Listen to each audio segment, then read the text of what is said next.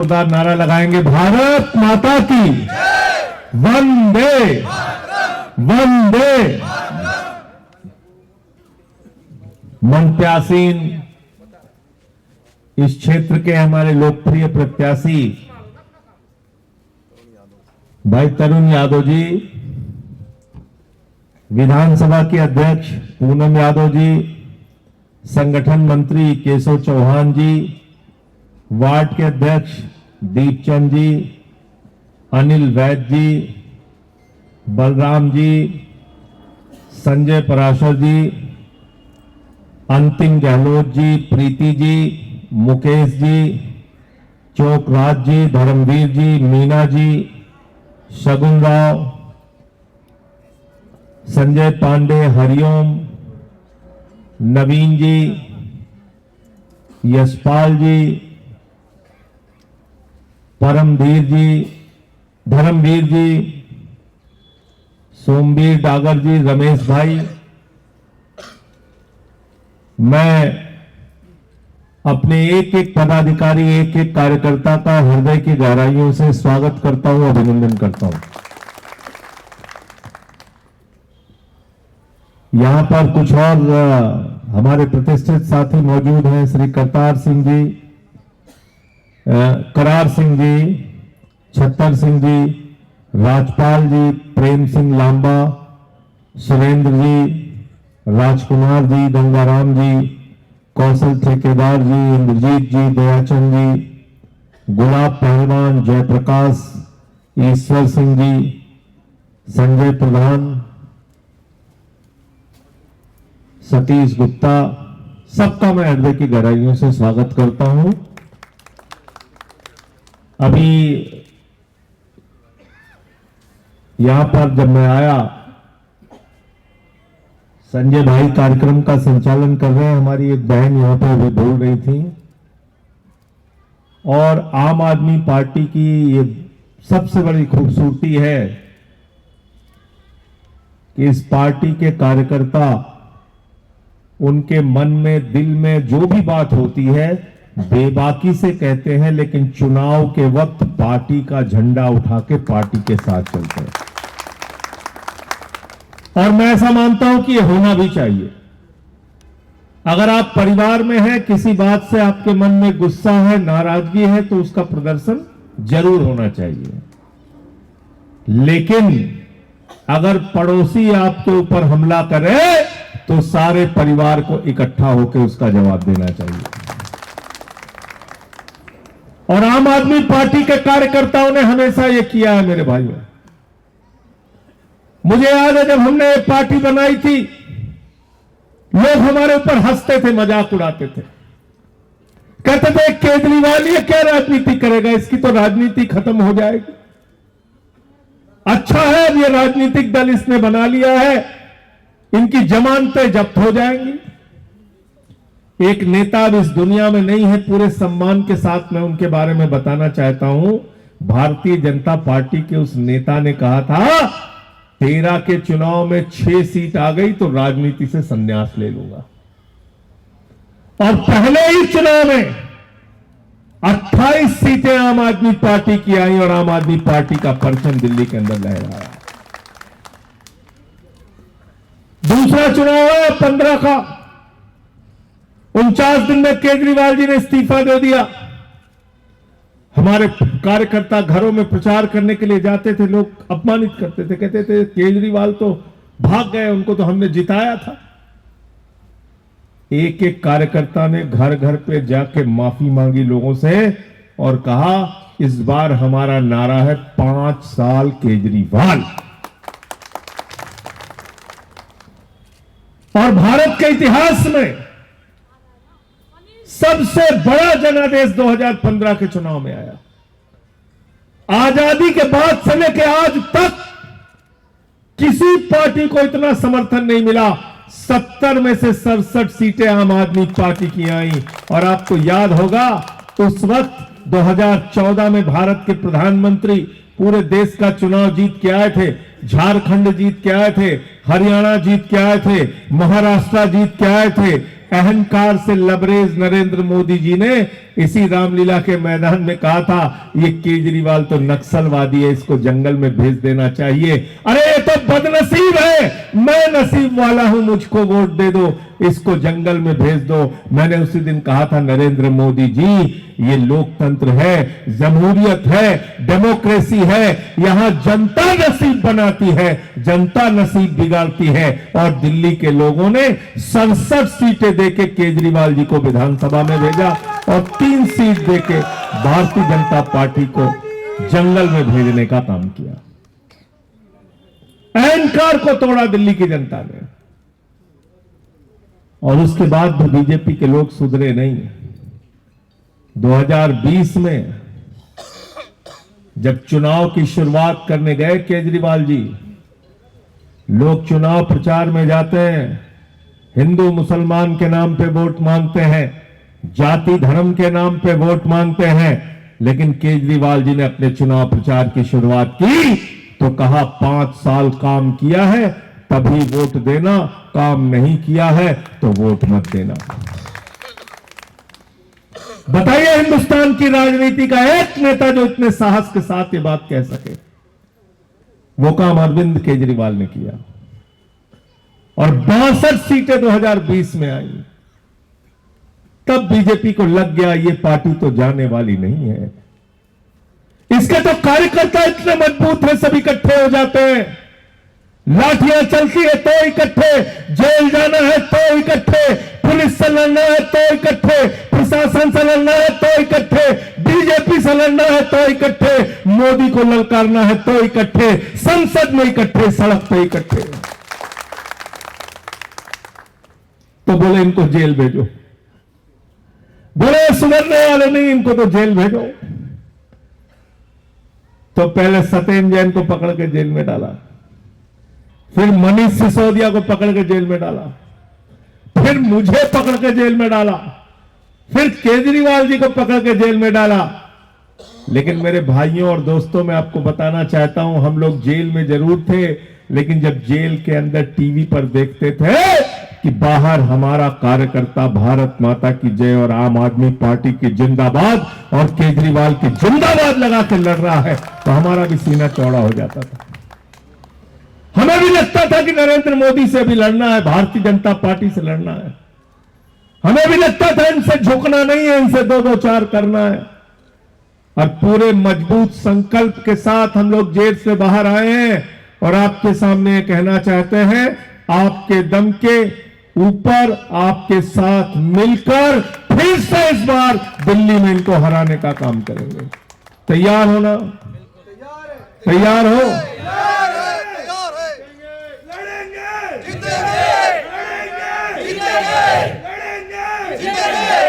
कुछ साथी जो कमजोर पड़ गए, जो छोड़कर चले गए, मैं उनकी चर्चा नहीं करना चाहता हूं, लेकिन एक बात याद रखना, इतिहास के पन्नों में हमेशा बहादुरों का नाम दर्ज किया जाता है, कायरों का नाम दर्ज नहीं किया जाता।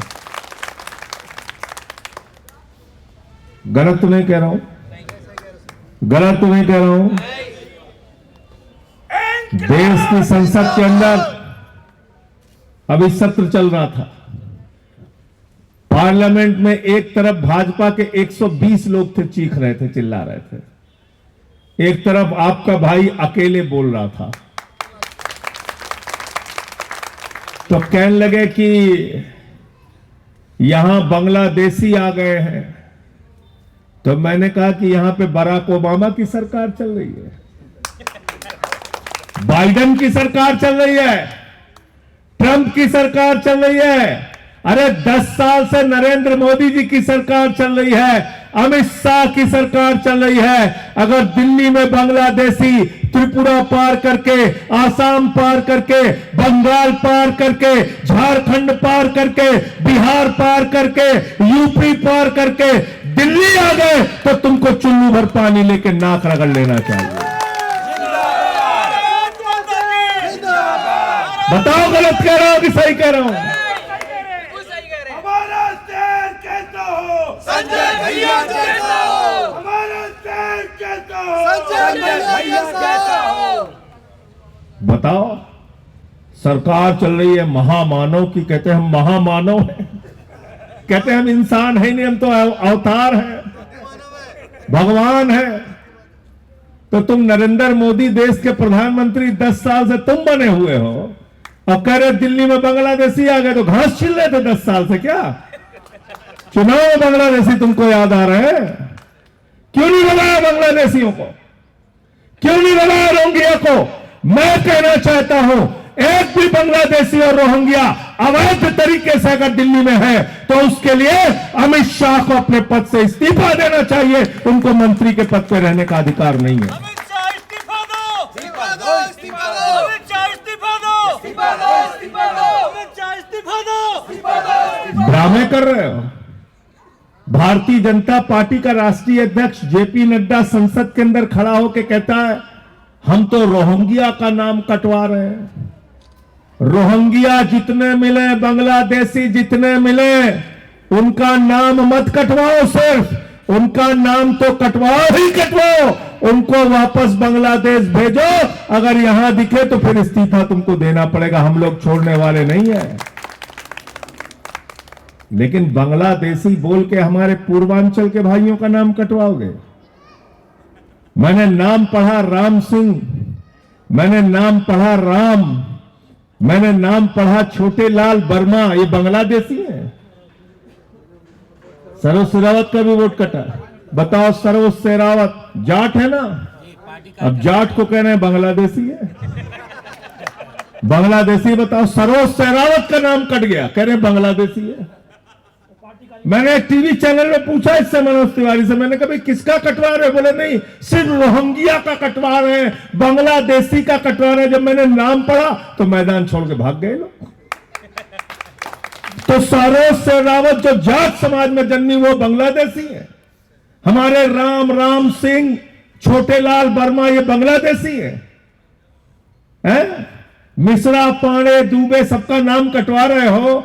मैं भाजपाइयों को बिल्कुल साफ तौर पे कहना चाहता हूं, बांग्लादेशी रोहिंग्या तुम लोगों ने बसवाया है बक्कर वाला NWS कॉलोनी में। हरदीप परी का ट्वीट है, जाके वहां पे देखो। उनको जो भगवाना है भगवाओ, उनके नाम कटवाना है कटवाओ। एक भी यूपी, बिहार और दिल्ली के लोगों का नाम कटवाने की कोशिश की तो तुम्हारी नाक में बम कर देंगे हम लोग। गलत तो नहीं कह रहा? वोटर लिस्ट देख के रहना, बहुत बड़े फ्रॉड हैं लोग, बहुत बड़े वाले फ्रॉड। अभी मालूम है आपको, महाराष्ट्र में लोकसभा का चुनाव हुआ 6 महीने पहले और विधानसभा के चुनाव में 46 लाख वोट कटवा दिए लोगों ने। 46 लाख वोट। अभी आपके यहां शहादरा में एक विधानसभा में एक बीजेपी के कार्यकर्ता ने 11,000 वोट कटवाने की एप्लीकेशन दे दी। आप मुझे बताइए, तो केजरीवाल से चुनाव नहीं जीत पाते, बिजली, पानी, शिक्षा, स्वास्थ्य के नाम पे केजरीवाल से चुनाव नहीं जीत पाते, बुजुर्गों की तीर्थ यात्रा और माताओं बहनों के लिए बस की फ्री यात्रा के नाम पे केजरीवाल से चुनाव नहीं जीत पाते, आने वाले दिनों में 2100 रुपए हर माता बहन के खाते में पहुंचेगा इस घोषणा के नाम पे, तो अब तुम सोच रहे हो कि वोटर लिस्ट कटवा के दिल्ली में चुनाव जीत जाओगे। दिल्ली में तुम्हारा ये चुनावी घोटाला हम लोग चलने नहीं देंगे। तो एक एक कार्यकर्ता, पहली बात तो इस बात के लिए होशियार रहना, वोटर लिस्ट पूरी चेक कर लेना। किसी का भी नाम कटा हो तुरंत बताना हम लोगों को, हम लोग उस पर कार्रवाई करेंगे। तरुण जी को बताना, उसके ऊपर पूरा ध्यान रखना। ये चुनाव हार रहे हैं, हार नहीं रहे हैं, बुरी तरीके से हार रहे हैं। और जब अपना वोट देने के लिए जाना तो अरविंद केजरीवाल के काम को याद करके जाना।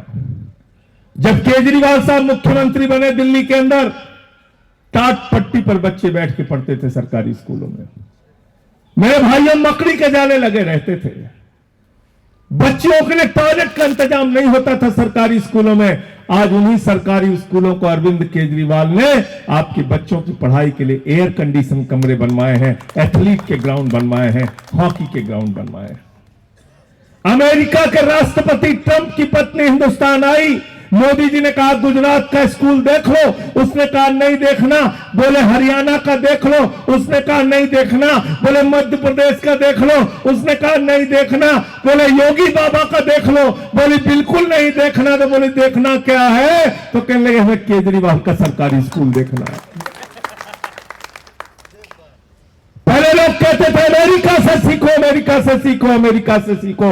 आज अमेरिका वाला कह रहा है केजरीवाल से सीखो, टोपी वालों से सीखो, कैसे स्कूल बनता है, कैसे मोहल्ला क्लिनिक बनता है। दिल्ली के अंदर हमने मोहल्ला क्लिनिक का मॉडल दिया। 200 तरह की जांच फ्री होती है, अल्ट्रासाउंड फ्री होता है, दवाएं मुफ्त में मिलती हैं, बिजली फ्री दिया, पानी फ्री दिया, शिक्षा फ्री दिया, इलाज फ्री दिया, माताओं बहनों के लिए बस की फ्री यात्रा देने का काम किया, बुजुर्गों की तीर्थ यात्रा कराने का काम किया।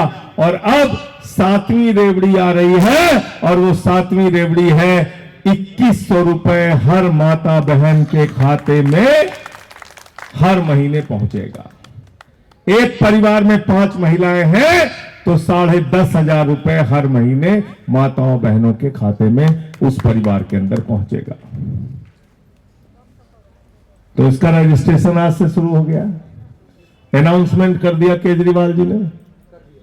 हमारी बहनें जितनी हैं सब लोग ये रजिस्ट्रेशन, पूनम जी एक एक घर में जाइए और सारी माताओं बहनों का रजिस्ट्रेशन कराइए, केजरीवाल जी का गारंटी कार्ड दीजिए और उनको बोलिए अरविंद केजरीवाल मुख्यमंत्री बनेंगे।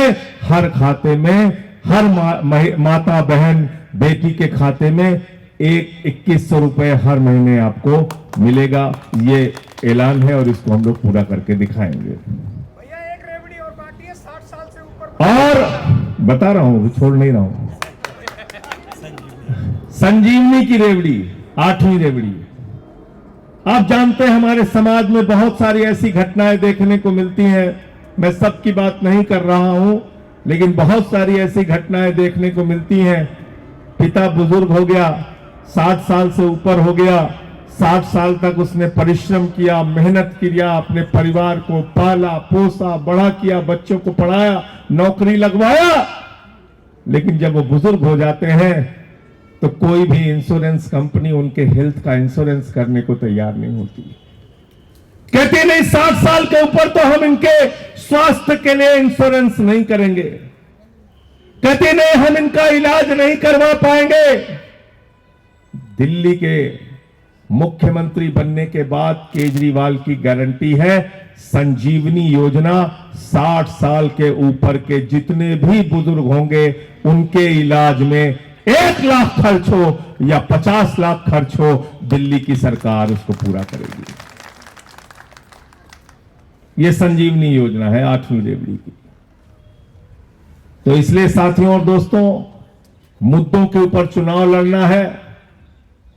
साथी तरुण यादव जी के लिए हम सब लोगों को जुट के एक एक घर में जाना है और इस बार इनके लिए अरविंद केजरीवाल जी के साथ मिलकर नजफगढ़ में क्या चलाना है? क्या चलाना है? क्या चलाना है? झाड़ू बहुत काम की चीज होती है। घर की सफाई करनी हो तो क्या चाहिए? मोहल्ले की सफाई करनी हो तो क्या चाहिए? और गांव की सफाई करनी हो तो क्या चाहिए? और दिल्ली की सफाई करनी हो तो क्या चाहिए? और देश की सफाई करनी हो तो क्या चाहिए? और किसी के दिमाग पे भूत सवार हो जाए तो भूत उतारने के लिए क्या चाहिए? झाड़ू झाड़ू झाड़ू झाड़ू झाड़ू झाड़ू झाड़ू झाड़ू झाड़ू झाड़ू। ये संजय पांडे देखे होंगे, हम लोग के यहाँ यूपी बिहार में जब किसी को भूत सवार हो जाता है, 4 लोग उसकी टंगड़ी पकड़ के लेके जाते हैं ओझा के पास, ओझा उसको मार झाड़ू मार झाड़ू मार, उसका भूत उतार देता है। तो भारतीय जनता पार्टी के दिमाग में जो सत्ता का भूत सवार है, झाड़ू मार मार के इस बार के चुनाव में उसको उतारने का काम करना है। केजरीवाल के सच बिजली पानी शिक्षा स्वास्थ्य पर किए गए उनके काम को याद करके जाना और भारतीय जनता पार्टी के झूठ, 2 करोड़ रोजगार पे झूठ बोला, महंगाई कम करने पे झूठ बोला, काला धन लाने पे झूठ बोला, किसानों के फसल का दाम दोगुना करने पर झूठ बोला। एक तरफ बीजेपी का झूठ है, दूसरी तरफ आम आदमी पार्टी का सच है। आम आदमी पार्टी के सच को अब की बार झाड़ू पर बटन दबा के जिताने का काम आपको करना है, केजरीवाल जी को जिताने का काम करना है। बहुत बहुत शुक्रिया, बहुत बहुत धन्यवाद। इंकलाब जिंदाबाद, आम आदमी जिंदाबाद।